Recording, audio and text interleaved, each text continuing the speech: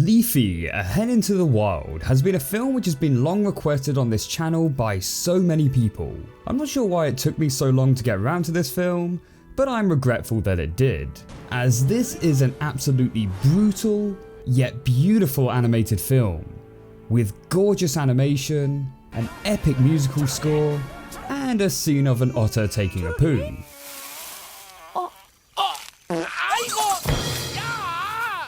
With moments involving a lot of emotional hardship, character deaths, and ducks drinking their own poo water. Yeah, it's an interesting mix. But I get why this film was recommended by so many people, because this film gets dark, like really dark. And just forewarning, there will be spoilers in this review, but I'll make sure to give ample warning beforehand, as it's pretty impossible to talk about this film without mentioning the ending. So what is this film? Leafie, A Hen into the Wild is a 2D animated film produced in South Korea. I think we've only done one other South Korean film on this channel. What was it again? Oh yeah, Padak. The film was released in 2011 and cost around $2.8 million to produce, but would go on to make $11 million at the box office. Which, yes dear viewer, you're right, that's not actually a huge number when comparing to other animated releases. Kung Fu Panda 2, for example, also released in 2011, made $665 million at the box office. But for a South Korean animation released in South Korea, this is actually a success, because South Korean animated films don't generally receive high ticket sales in South Korea. Not necessarily because they're bad or anything, more just that animated films don't really seem to have developed the same reach in South Korea as other countries. Leafie, A Hen into the Wild, however, is currently the record holder for drawing the largest audience for any South Korean animated film, with 2.2 million tickets sold, and has also received widespread critical acclaim, both national and international, even receiving the award for Best Animated Feature Film at the 2011 Asia Pacific Screen Awards. There was also an English dub release of the film titled Daisy, A Hen into the Wild. And as you expect with these kind of dubs, there was some edits and censoring involved in order to make this more appropriate to Western audiences. Some being quite minor and understandable, and others which completely change and ruin the entire point of the film. Classic censorship, but we'll get into those details later on in the review. There were also some other minor changes made, such as Leafie now being called Daisy, and Greenie now being called Willy. I have actually watched both versions of the film, but for the majority of this review we'll be focusing on the original version, which means we get to see it in all of its violent, dark, poop-ridden glory. Sadly, watching the original does mean I'm going to be sacrificing moments such as this. Oh, this is a quiet family neighborhood. So much dick joke potential. I'm so proud of you, Willy. But hey, at least with the original I can make a mandatory Leafie reference.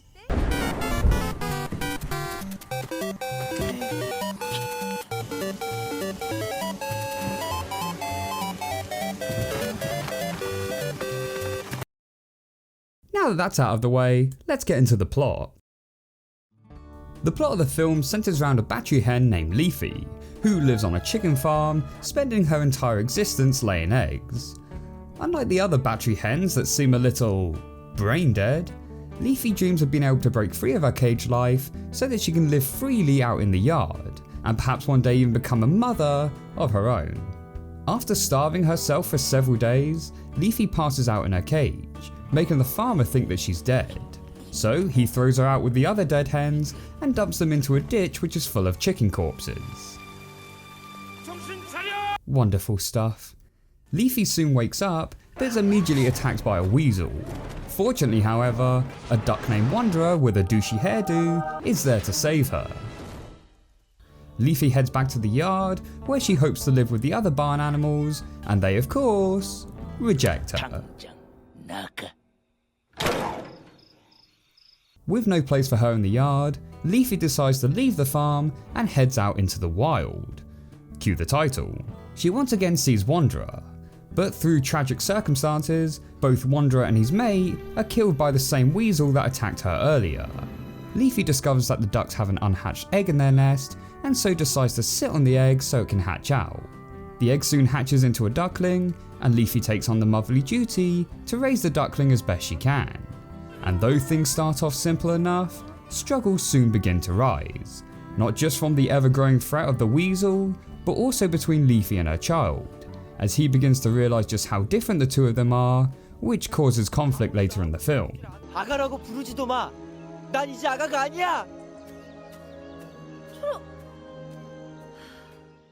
The film itself is actually based off a very popular children's book, which translates to The Hen Who Dreamed She Could Fly. The book follows the same basic plot of the film and was authored by Huang San-mi. Really sorry if I butchered that. The head of the studio producing the film was Shim Jae-myung. Again, sorry if I butchered that. And it was this focus on motherhood from the book that made her want to adapt it into a motion picture, as she was quoted, "As a woman and mother, the plot touched my heart. Many people were doubtful about whether the film would be a success, but I believed in the power of the novel." And yeah, this film has a lot of emotional moments, which focuses around the relationship between Leafie and her child, and both go through a character arc as the story develops. Her child, Greenie, begins getting teased that his mother is different from him and is made to feel like an outcast amongst the other ducks. Greenie then takes this frustration out on Leafie, and after some harsh words, ends up running away from her. And it's not until she rescues him from the farmer that he truly appreciates what she'll do for him. On first viewing, I thought that they perhaps made Greenie a bit too harsh when he lashes out at her, as it makes him come across as quite an arsehole. But upon second viewing, I changed my mind, as one, Greenie is a teenager at this stage, and well, let's face it, teenagers are arseholes. But two, I think this aggressive nature in the second act contrasts nicely in the third act, where we see their bond more strengthened than before, and also helps play into Leafie's arc. Because yes, she also has a character arc in this. When Leafie is starting off, she's very inexperienced as a parent, and though loving and caring, can go a bit too overboard as she becomes overprotective of Greenie, which partly leads to his rebelling. In the third act, rather than being overprotective, she actively encourages Greenie to become more independent, as she realises that's what's going to be best for him in the long run. But that's not the only motherly relationship that's explored in this film, as there is a second one revealed at the end, which completely adds a whole nother dynamic to this story, which I will put up now as a spoiler warning for those that don't want the twist ruined. Please skip to this part of the video if you want to avoid spoilers. There's your warning. So as I mentioned earlier, there was the weasel character that originally attacked Leafie and killed Greenie's parents. The weasel goes on to serve as the antagonist of the film, as she continually attempts to hunt both Leafie and her child. And up until now you're thinking, typical villain for the kids movie, we'll probably get their comeuppance towards the end. But then we find out that the weasel is also a mother herself, as in the film Leafie accidentally stumbles across the weasel babies, which are called kits. She sees that they're cold and alone, and so plans to sit on them until the mother returns, obviously not knowing at this stage they're the weasel's babies. By coincidence, the mother weasel is then seen pouncing on Greenie just outside of the burrow, and so the two mothers agree to make a trade-off: you let my kid go, and I'll let yours go. It's in this scene you hear the desperation in the mother weasel's voice as she begs Leafie to let her children go.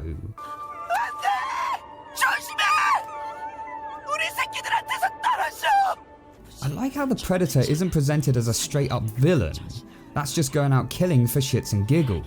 In most kids media, the carnivore is just shown as the bad guy. Well, unless it's the Lion King and then the top predator is worshipped as a god for some reason. Oh jolly good sire, this is a tremendous honour. But we never really get the side of the predator's perspective, where if it doesn't eat, it's gonna starve. So I really appreciate how this film went to the effort to showcase that, and puts a whole different perspective on the weasel's action. 난 그저 사냥을 했을 뿐이라고. 그것들은 그냥 내가 배가 고팠을 때. How about that? A murderous weasel that took the lives of a mother and a father duck is still more likeable than the weasel from Animals of Farthing Wood.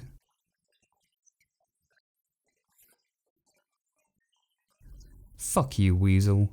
Leafie lets the weasel's babies go, and she and Greenie make their escape. Greenie is then getting ready to leave with the other ducks to fly south. Leafie and Greenie say their emotional goodbyes, and Greenie flies off into the distance, with Leafie waving him off. And so all is good and happy. Well, at least it would have been if we were watching the censored version, but we're not. So after Greenie leaves, the weasel was actually caught back up to Leafie, and in a shock twist of fate, Leafie agrees to sacrifice herself and let the weasel eat her so she can provide food for her offspring. 그래, 나를 먹어. 네 아가들이 배고프지 않게. This to me is where the film truly shines, as not only we see the calm and contempt nature of Leafie in her last moments of life, but also the tearful reaction from the weasel, who recognises the sacrifice Leafie is making. It truly is a bittersweet moment. And this moment has actually been building through the film, as we have seen throughout that Leafie has developed a cold and is frequently seen sneezing, coughing, and shivering. And with winter now in full swing, it would be unlikely that she would have survived anyway. I also think that this was visually shown through the flower she placed on her tail at the start, as now it has withered and died, returning to the earth from whence it came. I also like how this seems to be a nice visual comparison to when the weasel killed Wanderer, where Wanderer would have rather thrown himself off the cliff than allowing himself to be fed to the weasel. I also noticed something else upon second viewing too, where just before the weasel appears, Leafie states that she wished she had learnt to fly. And after the weasel kills her, we get a first person perspective looking down from the sky. At first I thought this was simply from Greenie's perspective as he flew off with the other ducks, but now I'm kind of thinking it may actually be from Leafie's soul as it flies off into the distance, eventually catching up to Greenie and the other ducks, where she now watches over him. I don't know, maybe I'm looking into that a bit too much. But as I mentioned earlier, you wouldn't know this from watching the censored version, as they cut this scene out completely, and instead we go straight from Leafie saying goodbye to seeing Greenie flying away. What? You just can't do that in this film, as it defeats the entire purpose of the story. The whole point of Leafie willingly sacrificing herself is that she understands the struggle of motherhood and what a mother is willing to do for her young. And despite all of the conflict her and the weasel have had throughout the film, she realises they actually have a lot more in common than initially thought. Leafie also knows that she won't be able to survive out in the wild anyway due to her sickness, and with Greenie now taken to the skies with his own kind, she feels her job is complete. When the original book came out, the author was questioned as to whether she thought the hen dying was a bit too dark of an ending, and she responded with this: "For me, death isn't a sad ending, it is a continuation of a character's growth, the accomplishment of life after one's wish has been realised." Now to be fair, it does seem more modern cuts have restored some of this. The English copy I viewed was on Amazon Prime, and it does in fact include Leafie's sacrifice. But for some reason they still cut the moment where the weasel leaps tearfully towards her. I don't know why that this was still cut, as I think the tearful visual shows us that the weasel realises the sacrifice Leafie is making. There are also some other edits I noticed as well. Not necessarily story breaking, but I thought they were interesting. The egg laying clip was cut, Mr. Otter taking a shit was cut, the ducks shitting in their pond was cut, and the little bird shitting in the farmer's mouth was cut. Which, to be fair, yeah, I can get that. God, seeing the ducks shitting in the water and then proceeding to drink it, it's even worse than that piss scene from Angry Birds. Horrible turn of events. Horrible. In this clip in the original dub, when Leafie is done eating, she simply gulps, whereas in the English dub, she burps. In the English dub, they refer to the weasel as being male at the start. You just met the weasel, a vicious and cruel animal. You're best to stay away from him. Whereas in the original, they never actually specify its gender. Oh, he comes around here, I'll take care of him. My claws are razor sharp now. 난 괜찮아. 봐. 이제 발톱도 단단하고. I guess in the English dub this was to set up the twist that the weasel is in fact female. Not that I really think that should matter. But the thing is, we've already heard the weasel speak to the duck in a prior scene. You come and fight me, and every night you lose. So it's quite clear that she's female, yet they still have it referred to as a male. I'm not really sure why they did this, but then again, Daisy also refers to the child as being male before it's even born. My child is lucky to have you. Aren't you excited for him to hatch? So yeah, I guess male is just the default gender in this film. In the English dub, Daisy never actually tells Wilson her name. Thanks for helping me. That was so sweet of you. So it's weird that he refers to her as Daisy later in the film. Hey, you just called me Daisy. You remembered. When the duckling is approaching the forest, the monster roar is cut. Which again, to be fair, I think actually works better as we never see what makes that noise in the original. So it just seemed like an odd sound placement. One interesting thing to note is that in the original, Greenie states that he's ashamed of his mum, whereas in the dub, they specifically state that he isn't. Are you ashamed of me? No, I don't think so. I guess it was to make him come across as less of an arsehole. In the original end credits, you have these awesome custom painted stills, whereas in the English dub, they're just stills taken from the movie. And finally, more of a nitpick than anything, but I found the Korean dub of the weasel to be better in this scene, as she just has a far more terrified and desperate tone to her voice.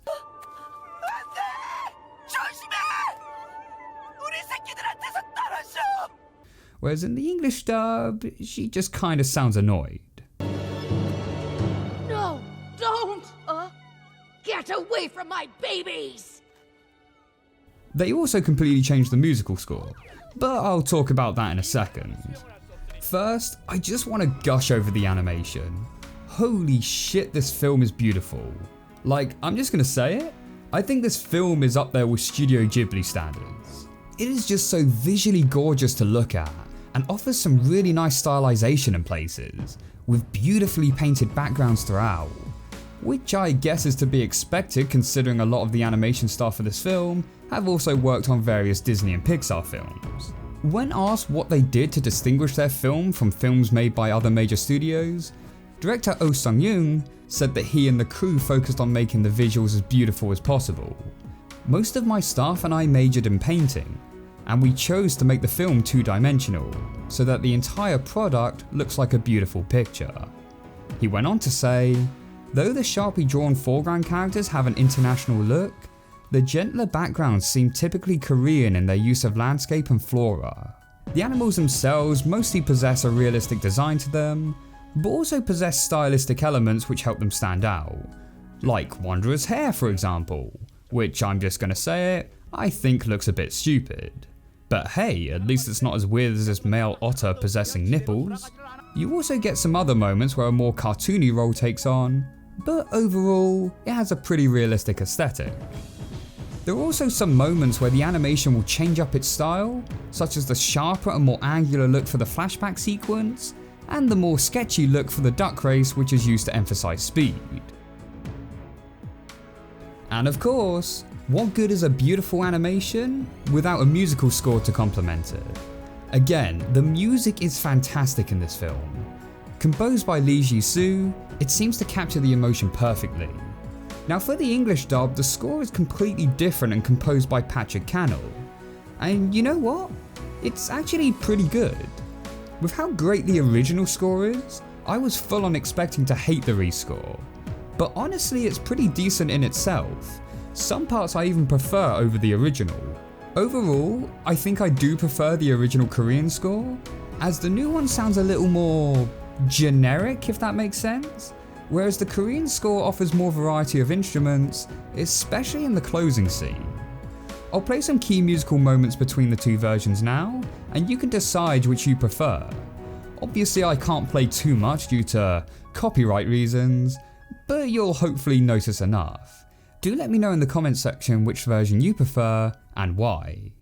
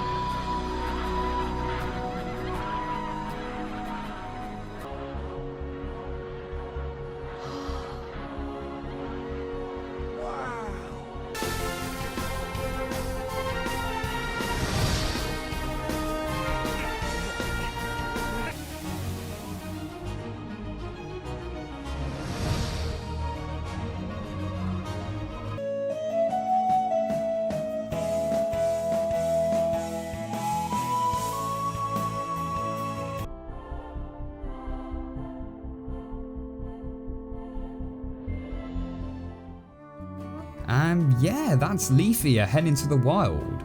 A fantastic film which I would highly recommend for people to check out for its emotional story, dynamic characters, beautiful visuals, and superb soundtrack.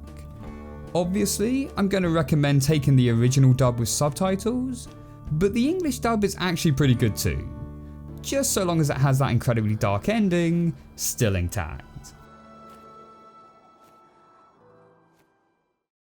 Did anyone else think that Leafie and the father duck were gonna bang?